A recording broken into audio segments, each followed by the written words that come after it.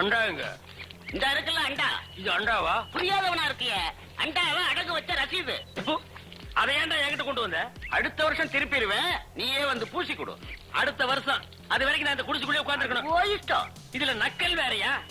அடுத்த வருஷம் நீ எப்படி மூட்டுவ? அறுவடை பண்ணிருவல்ல. ஐயோ, தஞ்சாவூர்ல 5000 ஏக்கருக்கு சொந்தக்கார வெண்ணெய் அறிவுரு அப்படியே அறுத்து தள்ளிட்டாலும் மூட்டு கொடுத்துருவாரு.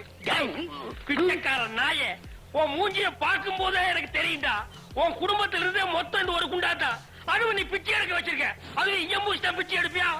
டேய், நீ எல்லாம் மனசாட்சி இல்லாதவன்டா.